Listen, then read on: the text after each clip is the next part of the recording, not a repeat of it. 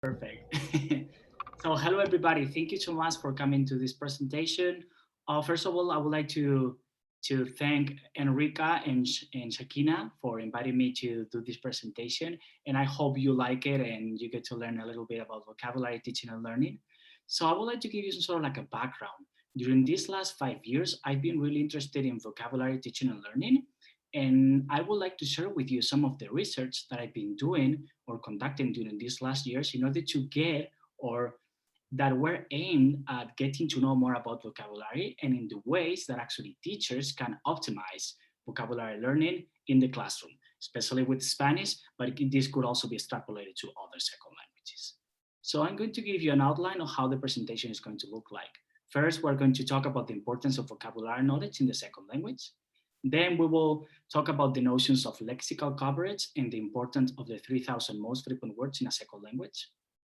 And after that, we're going to jump into the three factors that are going to influence or that are going to be essential when understanding the effectiveness of our language courses. The first one is going to be the textbook. The second is going to be the student itself. And the third is going to be the teacher. So why is vocabulary knowledge important? Well, because it's going to be an essential component in the development of linguistic competence in a second language. And it's been shown that possessing a large vocabulary is going to foster both oral and written comprehension, and is going to play a huge role in oral proficiency and academic achievement. Okay. However, the lexicon of most languages, it's comprised by a network of tens of thousands of words, right? In the case of English, for example, we can see that it's like around 54,000 word families, which is going to translate into tens or hundreds of thousands of individual words, right?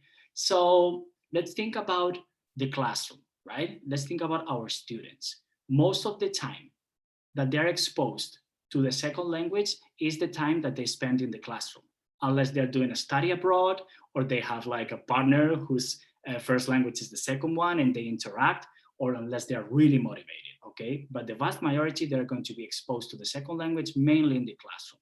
So what's going to be one of the main objectives as language teachers? Well, we need to ensure that we're actually teaching enough vocabulary to ensure that our students are going to have satisfactory levels of oral and written comprehension. But what's the meaning of satisfactory levels of oral and written comprehension? Well, let's see that. We need to get certain lexical coverage in order to understand most of the spoken and written text, right? And literature regarding lexical coverage says that students need between 95 and 98% of vocabulary coverage within a text, either oral or written, in order to get successful comprehension, right? 98 would mean that students have successful comprehension without external support. 95, which has been set as the minimal threshold for successful comprehension, would give our students successful comprehension. However, what happens? Sometimes these students are going to need external support, such as the dictionaries or the instructors, right? To help them with some of the words, or maybe with some sentences that might be a little difficult, right? And then what happens with less than 95% of vocabulary coverage? There's going to be a significant decline in comprehension, and students are going to have a lot of difficulties while understanding the main concepts of the text, okay? But this seems like kind of abstract, right? Just thinking about percentages, 98, 95, 90, it seems like a little abstract. So what I want you to do right now is I'm going to give you an activity in which I'm going to give you a text with 90% of vocabulary coverage. And what you have to do is, I will give you like a couple of minutes or so. You need to try to find out what are the words that are missing by using the context, okay? So let's see if you are able to infer the meaning of these words by the context. So I'll give you a couple of minutes to work on this and just write them down and just try to infer the meaning of the words that are missing.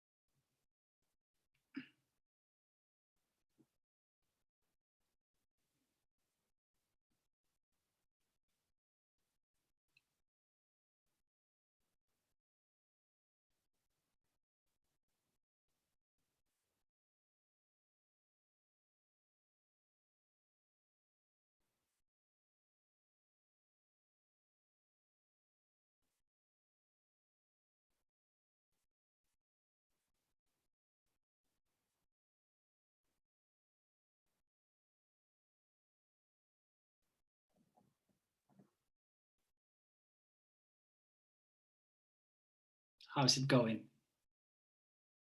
I'll give you like a little bit more time to work on it.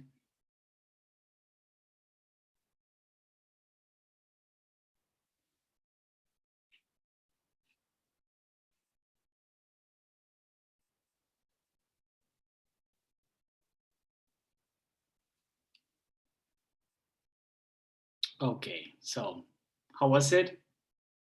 Was it difficult? Easy? Some parts were difficult. Some parts, right? Yes. Sometimes.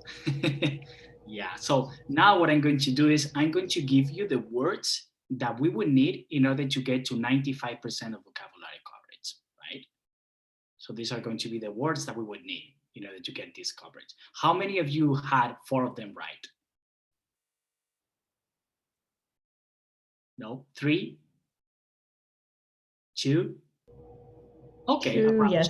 Two, right? yep. Let's say 2, 1, something between 2 and 1, right? Half of them.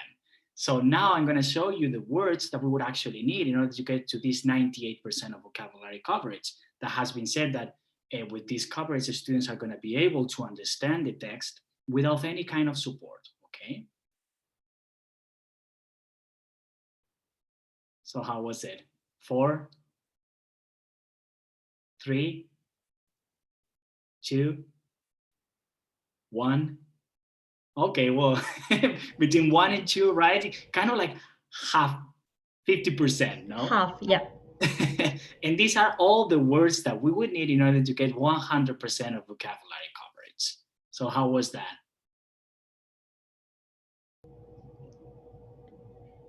Kind of like maybe the same, right? Let's see what people say on the chat. 0 so far. No, don't worry. I'm going to explain that to you. So basically, even though the text might seem really easy, and even though also we need to remember that we are either native speakers of English or L2 advanced learner of English who have been using English and we are confident in the language, right? But just, and it was kind of difficult, right, for us, even though we have a great command of the language. Just imagine what would happen with a student who has been taking Spanish, for example, for 3 months. It's going to be extremely difficult, right? So that's why taking into account lexical coverage when giving our students texts are going to be really important, because if we're not respecting these percentages, students are going to have a lot of problems when understanding those texts. And most of the times they're not going to get anything from it, okay? So that's why the importance of lexical coverage in comprehension, right? So now that we have seen the importance of lexical coverage, we need to know what are the words that we're going to need in order to get to those percentages, right? So if we want to get to 98% of vocabulary coverage, which was successful comprehension without external support, we're going to need between 8,000 and 9,000 words, right?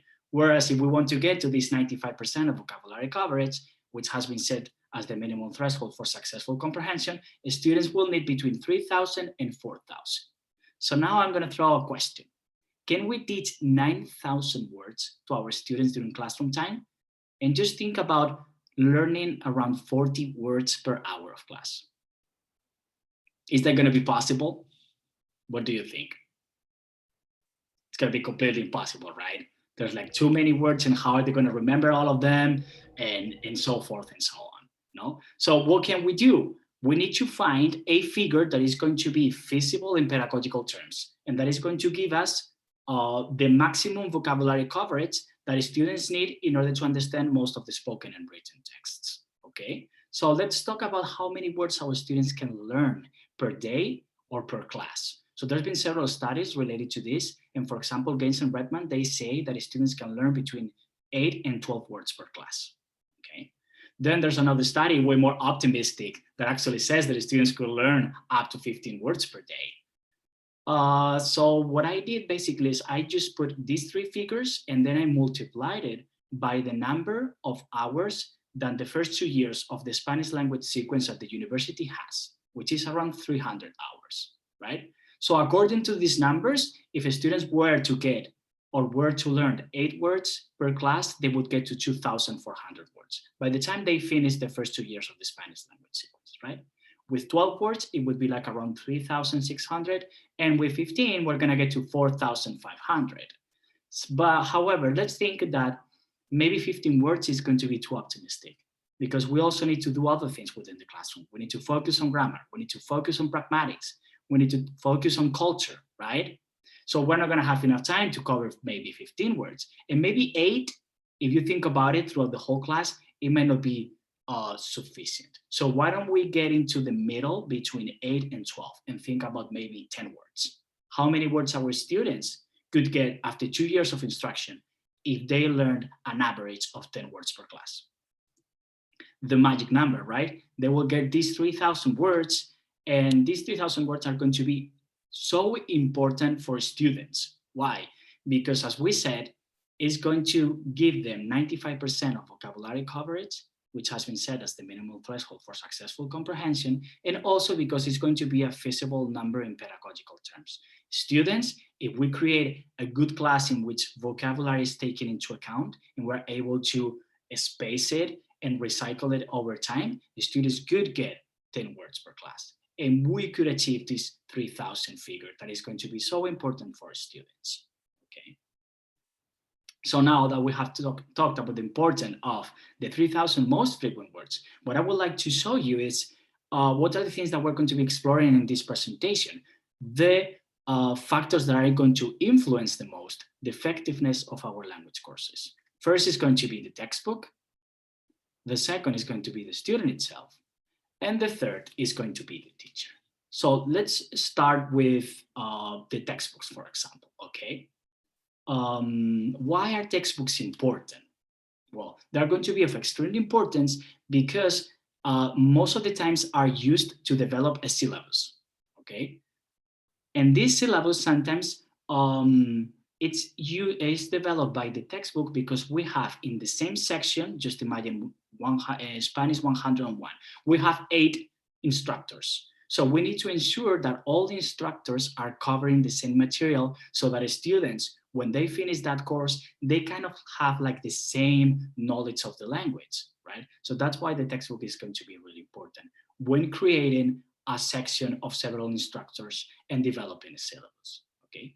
Also, we need to remember that if an instructors use the textbooks, most of the activities that are implemented are going to be the ones that are going to guide the interaction between students and students and the students and the instructor, right? So that's why it's going to be so important, because sometimes, well, most of the times I would say, even though there's been a shift, no, and people are starting to use their own materials and they're starting to get from different sources, we need to remember that maybe the textbooks is the main source that most instructors use, right? So that's why it's important to get to know about a little bit more about textbooks. And what are we going to explore in textbooks? Well, we're going to explore how language textbooks approach high frequency words. And high frequency words is going to be considered as the 3,000 most frequent words, okay? Also, we're going to see basically, oh, sorry, I think I got mistaken. First, I'm going to talk about what are we going to be talking in this presentation. So first, how language textbooks approach vocabulary learning, then students' knowledge of the 3,000 most frequent words, and then the Spanish teacher's beliefs, okay?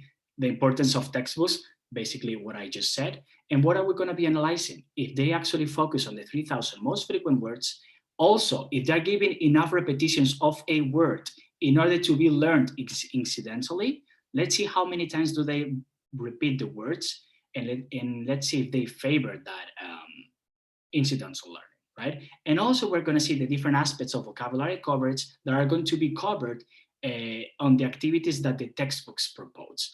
Let's see what kind of aspects actually they foster or they promote, okay? So there's been a couple of studies, but one that I want to highlight is the study conducted by Sanchez Gutierrez et al. So we need to remember that what does the research say with regards to vocabulary selection? During the first 2 years of the Spanish language sequence or any L2 language sequence, focus on the 3,000 most frequent words, okay? Are textbooks actually following this selection criterion? Well, so there's been a study in Spanish that they were actually taking a look in order to see what were the percentages of words that were implemented from these 3,000 most frequent ones, okay? And what were the results? The results were that almost 50% of the words do not pertain to the 3,000 most frequent ones. Well, and 30% of those words are actually going to go far beyond the 5,000 most frequent ones. So that means that textbooks are not fostering and are not promoting the learning of high frequency vocabulary, okay? So we will have to look at other sources in order to introduce those words that are going to be so important for students to understand most of the spoken and written text in the language, okay? So with regards of repeated exposures, how many times do we need to see a word in order to remember it? Well, there's been a wide variety of opinions, a ton of literature saying different repetitions depending on the aspect of vocabulary knowledge, but let's conclude saying that students need approximately 10 occurrences of a word, okay, in order to remember that word. And by remembering, let's focus on the superficial form meaning relationship. I see the word and I recognize its meaning. You might not be able to produce it, but you recognize it, okay, at least to a recognition level. So in the second part of the article, by Sanchez Gutierrez et al., they were trying to see how many times those words were repeated and the percentage of those words that were actually repeated, right? And what did they saw? What did they see? They saw that actually only 14% of the words within the texts were repeated 10 times or more. Okay, so what's going to happen with that? That's going to tell us that textbooks are not favoring incidental vocabulary learning because they're not exposing the words enough times for students to actually acquire them in an incidental way. What does exactly mean? That means that we as language instructors, we have to make more emphasis on the words that we want our students to learn, because otherwise the textbooks are not going to help us. Okay. And then I'm going to show you basically the aspects of vocabulary knowledge. So we need to remember that learning a word does not only mean developing this superficial form meaning relationship, right? There's going to be a considerable amount of additional knowledge about a word that is also going to be really important, okay? So Nation in 2001 designed or divided, kind of like identified 9 different aspects of vocabulary knowledge, right? That are going to describe what means to know a word. We have form, meaning, and use. And by form is going to be the spoken, the written one, and also the word parts. And word parts are going to be really associated with morphology. Just think about derivational morphology in particular. Then we will have the meaning, form and meaning, concepts and references, and associations. Concepts and references means that there's going to be certain words that can actually have different meanings. For example, the word gato in Spanish, in English means cat and jack, the one you use to lift up your car, okay? So it's gonna have like different meanings, the same concept, okay? And then we will have the use, the grammatical functions, the collocations, and the constraints of use. And often the constraints of use are going to be basically when you are going to be using this word, the register that actually that word entails, the frequency, and so forth, okay? So basically, there's been 2 studies that have actually taken a look at the different aspects of vocabulary knowledge within the activities in the textbooks, in English and German. Brown basically analyzed 8 elementary textbooks from English, and Nuri Sandkis analyzed 5 German elementary textbooks. They were just trying to see the percentage of activities that were implemented in those textbooks and what kind of activities were they, depending on the aspects of vocabulary knowledge. And what just happened? They just found out that most of the activities that were implemented within the textbooks were either focusing on form and meaning and grammatical functions, and they were leaving other aspects of vocabulary knowledge unexplored, okay? So what are going to be the conclusions from these studies, from textbook analysis? First, textbooks include many words that are infrequent and do not focus mainly on the 3,000 most frequent words in Spanish. Second, they do not offer enough repetitions in order to learn those words incidentally. And third, they are going to mainly focus on forming relationships and grammatical functions, leaving other aspects of vocabulary knowledge unattended, okay? So now, after talking about the importance of textbooks and how do they approach vocabulary teaching and learning, we're gonna go to the second section, and we're gonna talk about the student, which is going to be the second component that is going to influence the learning the most. And I haven't ranked the components just by importance. I thought it would make more sense just to do it this way. First the textbooks, then the student, and finally the teachers, okay? So let's remember, in the US university system, and also the Canadian, we can see some similarities between both of them. Students enroll in 2 years of language courses. And on the third year, they would transition to these content courses. If I'm content courses, I'm going to refer to linguistics, literature, and culture, right? So we need to ensure that the students actually know the 3,000 most frequent words, or we have to prioritize them within the classroom in these 2 years of the Spanish language section or any L2 language sections. Why? Because we need to ensure and prepare our students to face these advanced courses. Why? Because most of those courses are actually focusing on vocabulary that is going to be less frequent, on vocabulary related to linguistics, culture, and literature. And that vocabulary is not frequent. You know that, right? How many times do you say interlanguage? You don't say it that often, right? But house, you would say it like way more times. So that notion of frequency is really important during the first 2 years, because these students will have to focus on less frequent vocabulary by the time they get to these courses, right?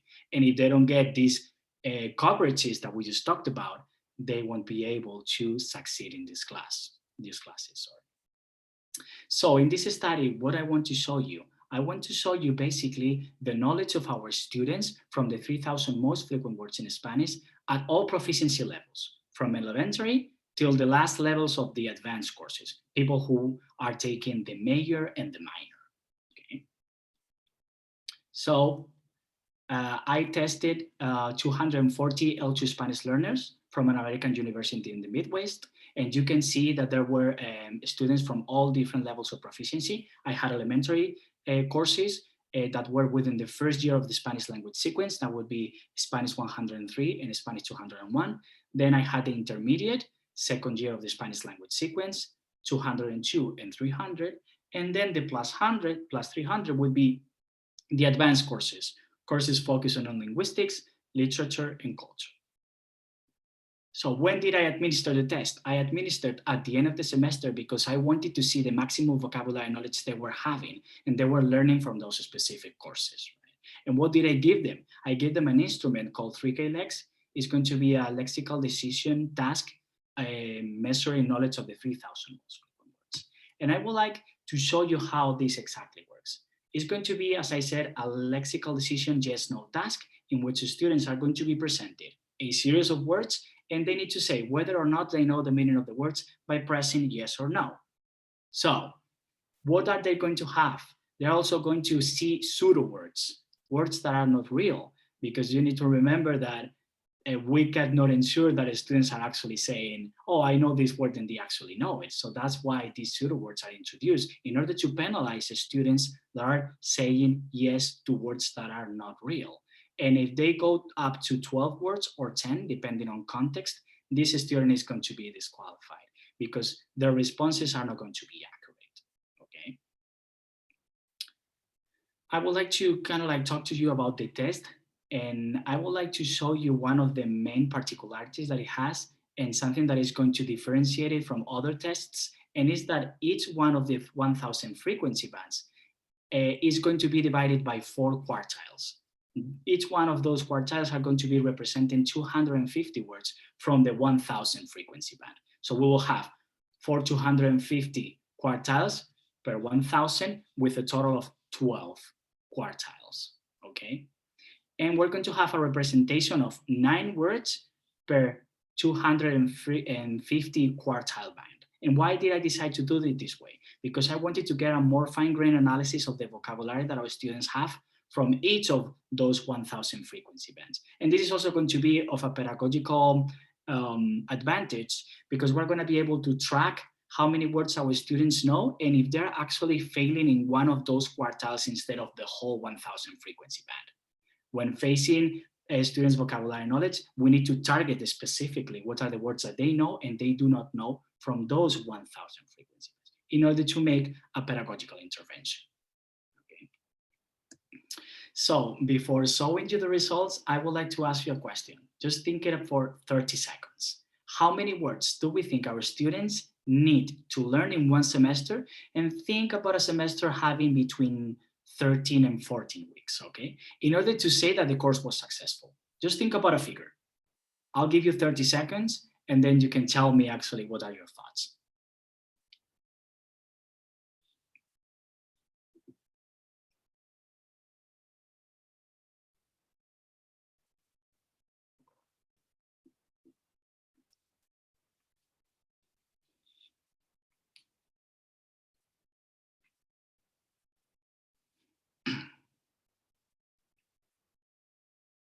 So how many words do you think students need to learn in order to say that the course was successful in terms of vocabulary knowledge? Say a figure, it doesn't matter. I don't think you'd be able to measure it. 100? 500? Okay, 700? No, some people, as they're saying, 350, 700, 280, 168. Okay. I'm just reading out the guesses from the chat box. Okay. Someone says 1,400, 700. I feel like big great. range, we're all guessing. Let's do something. Let's say between 350 and 700. Yeah. Okay. If students get to learn between 307 and 50 and 700, we will say, yes, my course was successful. I don't need to do anything else because I'm good. You won't know how many they know, though. Well, if you give them a vocabulary test, you will actually know. It's only limited by the vocabulary test you give them. Or the exam also, or the activities that you are doing in order to recycle all that specific vocabulary. Right. I mean, so it's going to be super difficult to actually predict 100% how many words they actually learned. But just think about like in a general way, something between 350, 700. Did they learn the words that you were actually teaching them? Were you able to actually measure that and see that they were actually progressing? So let's think it about that way, okay? Because yeah, it's going to be like super, super, super difficult actually knowing exactly how many words did they learn, right? So I'm going to show you exactly what happens with regards of the 3,000 most frequent words. So I'm going to explain you the graph beforehand, and then I will go into the data, right? So on the right side, you're gonna find the estimated number of words that the students know on each of the classes by 500, 1,000, 1,500, 2,000, and so forth. And then at the bottom, you're going to see the course. Remember that the first year of the Spanish language sequence was Spanish 103 and 201. The second year of the Spanish language sequence was 202 and 300. And then there's going to be the advanced courses. And what's the meaning of those numbers in parentheses? That's going to mean the number of courses that students have taken in upper level courses, okay? Advanced courses taken so far. 1 and 2 advanced courses taken, 3 and 4, 5 and 6, 7 and 8, and 9 and 10, okay? And here on the left side, you're going to have the level, the estimated number of words that they know per class, and also the lexical gains between classes, a cross-sectional improvement with regards to vocabulary, right? And what can we see? That most of vocabulary learning take place during the first year of the Spanish language instruction, right? And the learning of these words are going to decrease significantly in the second year, and they are going to become almost marginal in upper level courses, right? So what's the meaning of this? This actually means that students from the upper level courses are not learning words? No, that's not true. This actually means that these courses are going to focus on less frequent vocabulary. And as a consequence, they won't learn these high frequency words, these 3,000 most frequent ones. So what do we have to do as language instructors? Ensure that our students are actually learning those words during the first 2 years so they can go to upper level courses and actually focus on that academic vocabulary to that low frequent vocabulary that they will face when seeing these courses. However, what happens? Let's look at 300, which is the last course of the second year of the Spanish language sequence. They actually know an average of 1,639 words. That's so far away from the 3,000 figure that students will need in order to get 95% of vocabulary coverage, right? So what is going to happen? When our students go to those courses, they're going to feel so overwhelmed by vocabulary that they won't be able to follow the class because they need to face the remaining 1,500 words from the 3,000 most frequent words, plus the words that they're actually learning regarding linguistics, culture, and literature. So their lexical coverages, when they see a text, instead of looking like something like this, they are going to look like something like this.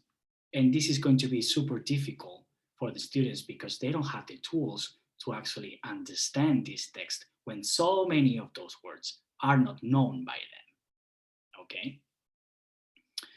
So now what I would like to show you is the relationship between frequency and word knowledge. As you can see in here, there's going to be a clear relationship between frequency and word knowledge. That means that the more frequent the word is, the more chances our students are going to have of knowing that specific word. And we also kind of like see the evolution between courses in terms of percentages, right? And something I said before about the test, here I think you are going to see the pedagogical value of dividing it into quartiles. I'm going to explain exactly what these numbers mean. So basically the first number from each of these ones are going to mean the 1,000 frequency band. This is going to be the first 1,000, the 2 is going to be the second 1,000, and the 3 is going to be the third 1,000. And the second number is going to refer to the quartile. Do you remember those 250 words per quartile for each one of the 1,000 frequency bands? So that's going to be the number. First quartile, second, third, and fourth, first, second, third, and fourth, and so forth, right? So what can we see from here? This is going to be really important. It's given us a fine-grained analysis of how many words they actually know, how many words they learn, and maybe the places or the quartiles in which we have to focus on more depending on the level of the course, right? So that's why just dividing it into quartiles gives us way more information about the vocabulary knowledge that our students have and the vocabulary knowledge that they're gaining between courses, okay? So just remember the most important thing from here, relationship between frequency and word knowledge. The more frequent, the better. So what are going to be the main conclusions from this study? Well, most vocabulary gains are going to take place during the first semesters of instruction. And that means the first year of the Spanish language sequence. Then the learning of these high frequency words is going to decrease drastically in intermediate courses, and in advanced courses is going to become terminal. Something that I want you to remember. We can see in here a little gains when students have taken approximately 7 courses in the upper level. And what that exactly means? That means that students need approximately 6 courses, 6 advanced courses to get the same learning that will happen in an intermediate course with regards of high frequency words, okay? So that's the magnitude. Approximately 6 courses. And then, as we saw, even advanced students, the ones who are finishing either their major or minor, lack considerable knowledge of the 3,000 most frequent words after several years of instruction, okay? So that's going to show us that students need more vocabulary. They need to practice a little bit more, and we need to focus on those specific ones in order to give our students the tools they need to become competent language users. So once we have talked about the vocabulary knowledge of our students, we need to explore another aspect that is going to be essential, and that's going to be the teacher, right? And why are teachers important when learning a language, when teaching vocab, when teaching anything, okay, with regards of language learning? Because their beliefs are going to be a great influence on how they behave in the classroom. Depending on your beliefs about vocabulary or language learner, you're going to have a certain way of actually approaching the class and behaving within the classroom, no? Also, their beliefs are going to, we need to remember that teachers are going to guide language learning, right? Sometimes, well, most of the times the teacher is the one who is guiding their students, is the one who is actually giving them all the tools and materials needed to learn, right? So that's why it's going to be really important to know what actually teachers believe about vocabulary teaching and learning.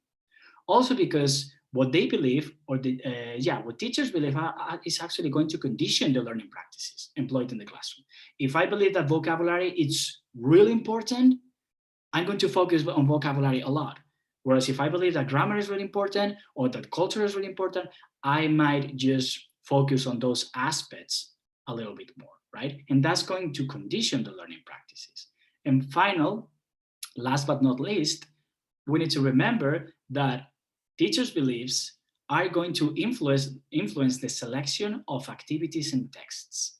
If you think that knowing words is only the form-meaning relationship, you will never introduce other types of activities that are actually focusing on other aspects of vocabulary knowledge, because you don't believe that those things are important, because you actually believe that the form meaning is the most productive and important thing for a student to learn when facing a word. Okay, so that's why teachers are going to be really important in order to understand what is going on in the classroom and and the teaching practices that are included in the class, right? So I was really interested about this. I was really interested about getting to know what were the teachers' beliefs with regards to vocabulary teaching and learning. So what I decided to do is I designed a project in which we gave some sort of like a semi-structured interview to 17 participants from different teaching contexts in the States, in Spain, people working in private schools, people working at the university, from different contexts, in order to see what their beliefs about vocabulary teaching and learning. And so far, I have been able to analyze 4 of the questions that I introduced in the interviews. So that's the information that I'm going to be sharing with you. Sorry about not having more data, but this is all I have so far. So the first question that we're going to be answering is the importance of vocabulary knowledge compared to other linguistic components, such as grammar, pragmatics, phonology, and so forth. Second, vocabulary selection criteria. How do they select vocabulary? Third, the assessment of students' vocabulary knowledge. How do they actually know, or how do they measure vocabulary knowledge in order to say that a student has already learned the word? How do they measure that, right? And the last one is going to be the different aspects of vocabulary knowledge and their possible relationship with language proficiency. We might think, okay, maybe the spoken form, it should only be taught during the first semester of instruction. And collocations, which are way more difficult, has to be taught in advanced levels, right? So there's going to be different beliefs about these aspects of vocabulary knowledge. So let's start with the first one, importance of vocabulary in the classroom. Most of the instructors said that they were giving more attention to grammar in their classes, okay? Grammar was the core of the course. And why was this happening? Well, because most of the teachers believed that learning grammar was more difficult than learning vocabulary, right? And it makes total sense. If you think that something in the language is more difficult than another aspect, you're going to devote more time in the classroom, right? However, at the same time, most of the instructors said that vocabulary was really important, that was essential.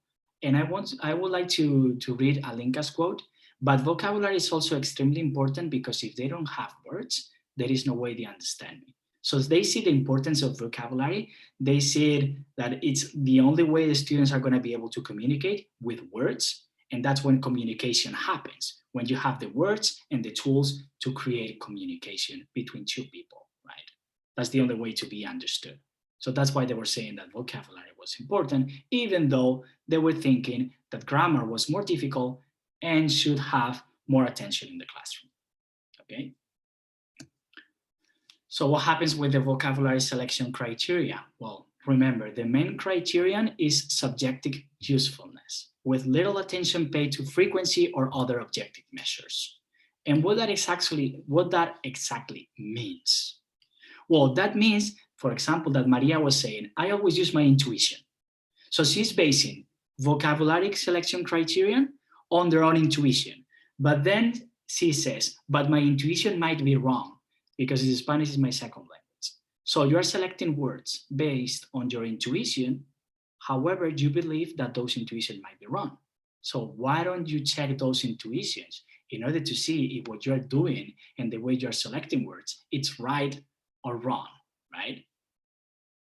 And there were other people who were saying that they were using, they were actually choosing the words that appear in the textbooks, in the readings, in order to teach them to the students, because they wanted to actually be prepared to understand the texts that the instructor was introducing or implementing in the classroom, which makes a lot of sense, right? If you're introducing a text, you want your students to understand it, and maybe they're going to have some gaps related to vocabulary knowledge in that text. So you give them those words, they practice them, and then you give them the text, right? Which is pretty fair as a vocabulary selection criterion. So let's talk about the third question, the assessment of students' vocabulary knowledge. There was a strong relationship. I would say 99.99999% of the instructors believe that production in free speech or writing was actually knowing a word. And they were saying, well, when they use it answering a question that has nothing to do with it. But how are you going to measure vocabulary knowledge if you only focus on words that your students are saying that have nothing to do with what they're actually practicing? It's really difficult to measure that, right? If they can use it orally in the classroom, how do you measure that? Do you record them? Then you analyze each of the words they are saying in order to see if those words were the ones that they were supposed to be learning, right? The moment you produce it orally or in writing, when you really use the word in a real context, how many real contexts we're giving to our students in the classroom to actually show that the students are learning those words? Sometimes they can get away without using those words. And that doesn't mean that they didn't learn them. It's just that they didn't use it. So how do you measure that? Well, for most of the instructors, production equals knowledge, okay? And what happens when you give them a text? Sorry, what happens when you give them a text, like a written text, and they have to read it? That's not knowing a word. That's not knowledge of a word. It's only when you're able to produce it. So remember about the different aspects of vocabulary knowledge, right? They are focusing on the mere relations, on the mere form-meaning relationship. And in this case, in the productive form. They are not focusing on other aspects. And they are not even focusing on the receptive knowledge, the one you need to understand. Text, either oral or written, right? So just remember that, because that's going to be really important, and that's going to shape the classroom, because those beliefs are going to interfere in their learning. And with regards of the different aspects of vocabulary knowledge, we can see that, for example, oral and written form, instructors believe that should be implemented within the elementary levels, only in the elementary levels.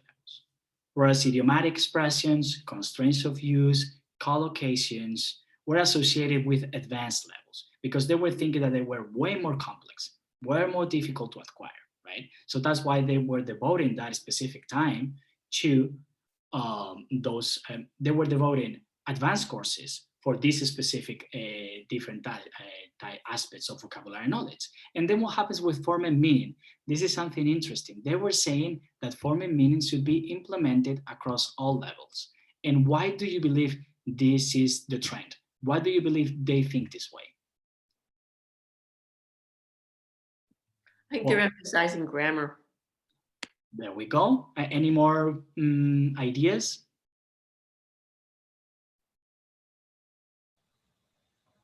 Maybe because they think it's so important that it should be done at all times, because like you were saying before, they do tend to focus more on those two aspects.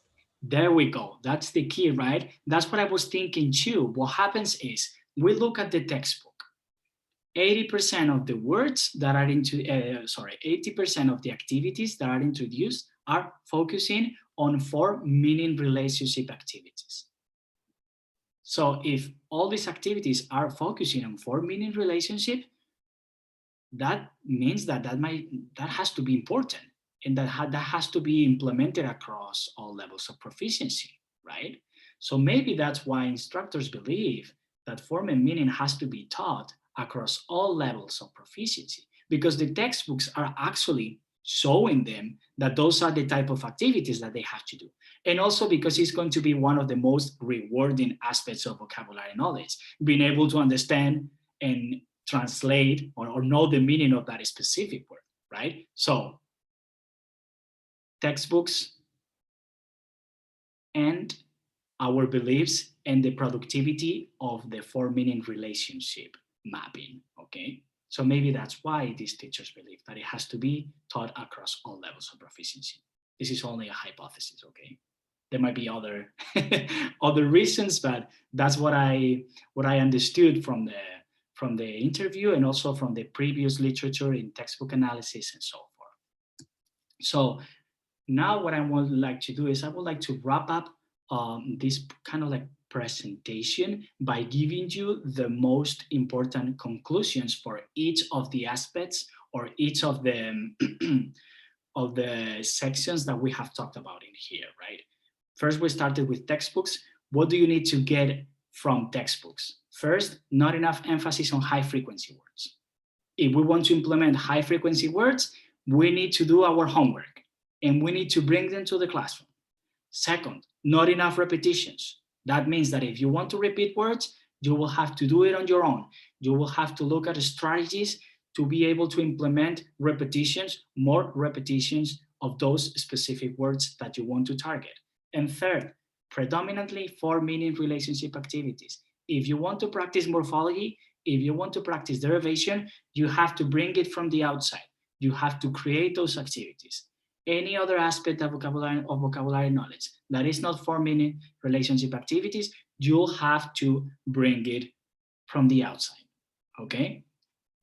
Regarding students, as a consequence of the textbooks and the way we believe, most high-frequency vocabulary gains happen during the first years of instruction because those words are so frequent, the first 1,000 are so frequent that it's almost inevitable that they don't learn them.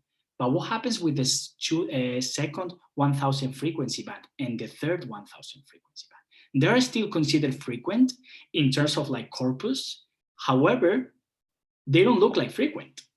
You weren't able to actually guess if those words are frequent or not because our intuition is going to fail, okay?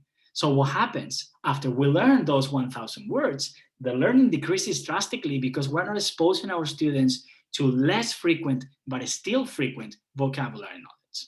And that's why they don't learn, right? And then what happens with the upper level courses? They learn so many words that are low frequent because they focus on linguistics, culture, and literature, right? And by the time they finish their studies, by the time they finish the sequence, they do not master these 3,000 most frequent words. And then what happens is you see a student who actually did the major and you see that he's lacking or she is lacking a lot of vocab. And you say, wow, how did you finish, right? Sometimes we question the proficiency of our students, but it's normal. We're not giving them the tools. We're not giving them the vocabulary they need in order to become competent language users, okay? So that's why these kind of things are happening in the classroom. And third, with regards of teacher, remember, grammar is the aspect that is going to receive the most attention, okay?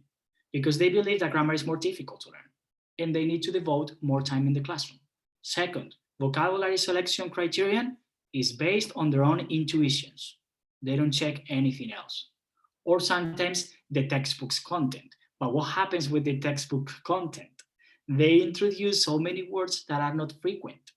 So we're not going to help our students to learn the 3,000 most frequent words by using the textbooks, neither by using our own intuitions.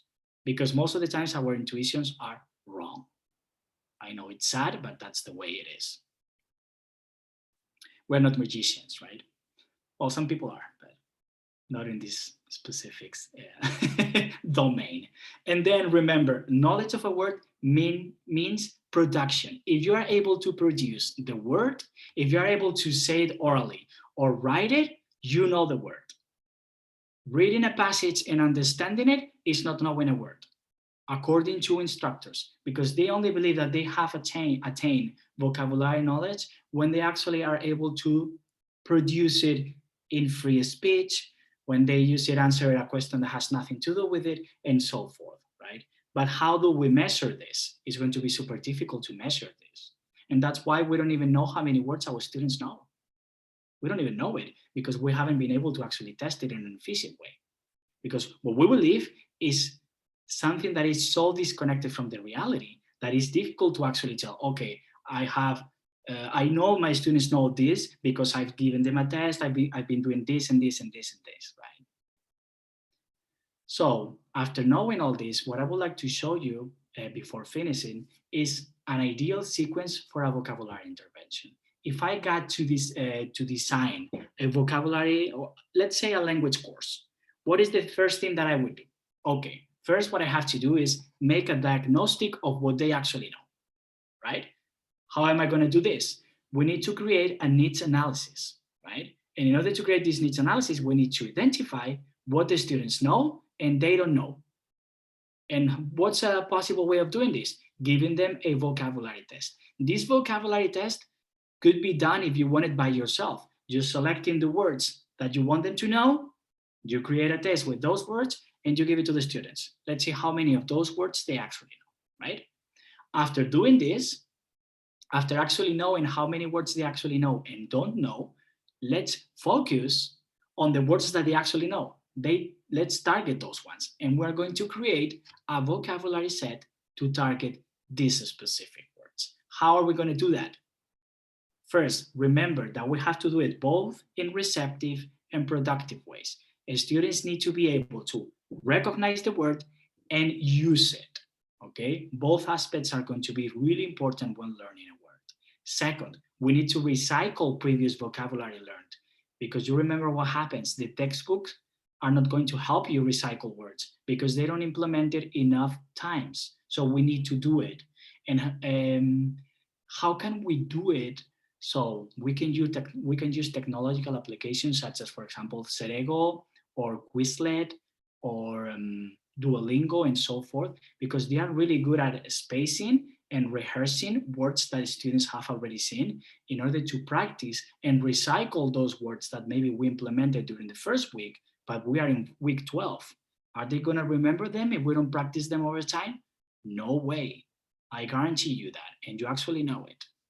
And then after doing this, after actually practicing these words over and over and over during the semester, what do you have to do? You need to create a systematic evaluation plan to ensure that the vocabulary that you taught has been learned, right? Because otherwise we will not know if students actually learned what we want them to learn, right? And how are we going to do this? We need to focus on the specific vocabulary that we want our students to to learn. So we need to give them the guidelines. This is the vocabulary that we're going to be practicing. You're going to implement it in so many different activities, different contexts, but they need to know what are the words that they are expected to learn. Because otherwise, how are they going to actually master those words if they don't know what are going to be the words they need to learn? First, they need to know, right? And we need to remember that there has to be a relationship, clear relationship between classroom, between what happens in the classroom and the assessment, okay? Because sometimes what happens, we create these tests, these activities, and we're not taking into account the words that we wanted our students to learn. So then what happens? They go to your office and they come really mad. And they say, Professor, you didn't teach these words. These words haven't been covered in class. And then you say, well, but you're supposed to know them, right? Well, you're supposed to know them. Why? How do you measure that? Why do you think that I should be knowing these words? There hasn't been a systematic approach to vocabulary learning since the very early beginnings of their language stages. How are you thinking that they should know those words? Based on your own intuition? Remember that our intuitions do not work. So we need to have a systematic approach when teaching vocabulary. And maybe by doing that, we will be able to track how many words they learn and the words that they should have learned in previous courses, like what happens with grammar. Everybody knows what the grammar has been taught in the first year, what the grammar has been taught in the second semester of the second year, but we don't know that about vocabulary. it's a gray area and way more difficult to do it. That's why we have to systematically approach it and assess it. Okay. And that's going to be pretty much the whole presentation. Thank you so much for coming, and I would like to answer any questions that you may have.